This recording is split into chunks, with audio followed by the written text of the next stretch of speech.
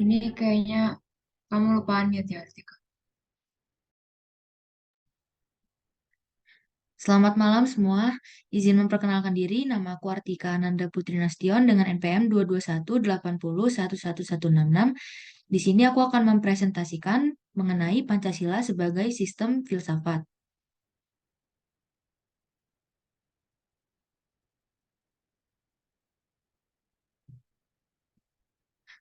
Pengertian sistem. Sistem dapat didefinisikan sebagai satu keseluruhan yang terdiri dari aneka bagian yang bersama-sama membentuk satu kesatuan yang utuh. Tiap-tiap bagian mempunyai fungsi dan fungsi yang berbeda dengan bagian yang lain. Namun demikian, tugas dan fungsi itu demi kemajuan memperkuat keseluruhan tersebut. Suatu sistem harus memenuhi 5 persyaratan seperti berikut ini, yaitu merupakan satu kesatuan utuh dari unsur-unsurnya. Yang kedua, bersifat konsisten dan koheren, tidak mengandung kontradiktif. Yang ketiga, ada hubungan antara bagian satu dengan bagian yang lain. Lalu yang keempat, ada keseimbangan dalam kerjasama. Dan yang terakhir, semua mengabdi pada tujuan yang satu, yaitu tujuan bersama. Pengertian filsafat. Filsafat berasal dari bahasa Yunani philosophia.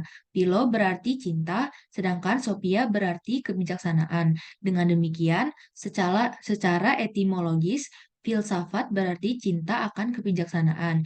Filsafat adalah ilmu pengetahuan yang menyelidiki hakikat dari segala sesuatu untuk memperoleh kebenaran. Filsafat mempertanyakan apa hakikat atau esensi dari sesuatu. Dengan cara itu, jawaban yang akan diberikan berupa kebenaran yang hakiki.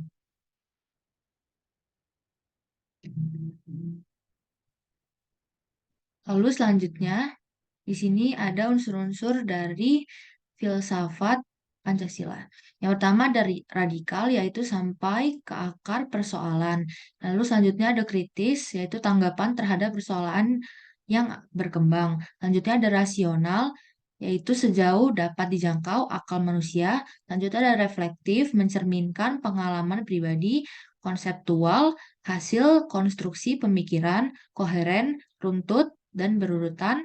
Lalu konsisten, berpikir lurus atau tidak berlawanan, sistematis, yaitu saling berkaitan, metodis, ada cara untuk memperoleh kebenaran, komprehensif, menyeluruh dan bebas dan bertanggung jawab. Selanjutnya ada konsep filsafat Pancasila. Filsafat Pancasila dapat didefinisikan secara ringkas sebagai refleksi kritis dan rasional tentang Pancasila sebagai dasar negara dan kenyataan budaya bangsa, dengan tujuan untuk mendapatkan pokok-pokok pengertiannya yang mendasar dan menyeluruh. Pancasila diartikan sebagai filsafat karena Pancasila merupakan hasil perenungan jiwa yang mendalam yang dilakukan oleh the founding father kita yang dituangkan dalam suatu sistem. Selanjutnya, masih Pancasila sebagai sistem filsafat, yaitu berarti bahwa Pancasila merupakan kesatuan pemikiran yang mendasar yang membawakan kebenaran yang substansial atau hakiki. Pancasila yang disahkan secara formal di dalam pembukaan Undang-Undang Dasar 1945 itu telah memenuhi syarat sebagai sistem filsafat. Sebagai sistem filsafat, Pancasila yang terdiri dari 5 sila itu merupakan satu keseluruhan yang terdiri dari bagian sila-silanya, merupakan tata rakir yang teratur, dan tata rakit itu sendiri sesuai dan selaras dengan tata rakit keseluruhan Pancasila. Selanjutnya ada Pancasila sebagai sistem filsafat itu ada 4 konteksnya, yaitu yang pertama dalam konteks aksiologi yang membahas tentang manfaat dari nilai. Pancasila sebagai sistem filsafat secara keseluruhan bulat utuh mengandung nilai manfaat yaitu untuk mempersatukan bangsa Indonesia yang beraneka ragam.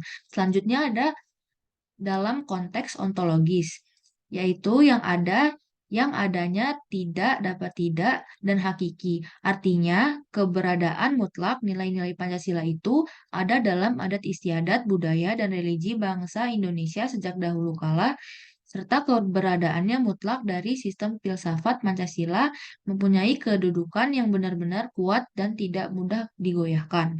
Lalu selanjutnya dalam konteks antropologis yang membahas tentang kajian manusia itu sendiri. Pancasila sebagai filsafat bertitik tolak pada hakikat kodrat manusia yang monopluralis, yaitu terdiri dari susunan kodrat monodulis warga, lalu kodrat monodulis makhluk berdiri sendiri, serta makhluk Tuhan. Lalu selanjutnya dalam konteks epistemologis, Pancasila sebagai sistem filsafat dimaksudkan bahwa keberadaannya diproses dengan menggunakan metode tertentu oleh Noto Negoro. Metode yang dipergunakan untuk memproses Pancasila itu disebut analitiko, sintesa, atau induksi.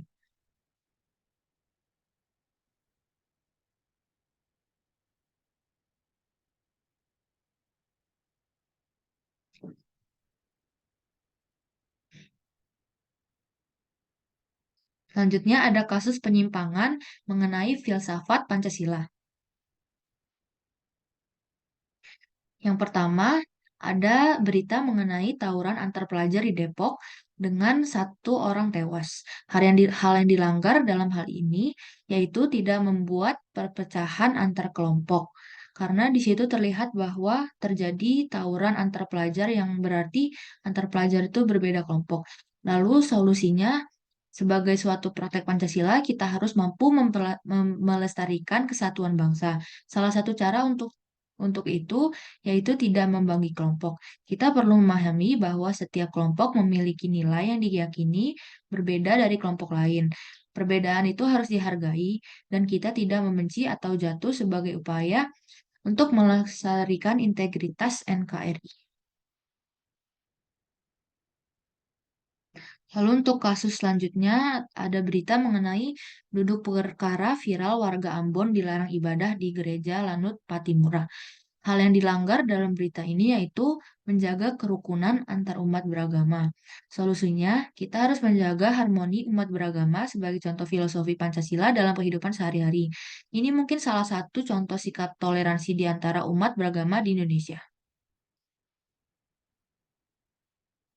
Sekian yang dapat saya sampaikan. Terima kasih atas waktunya.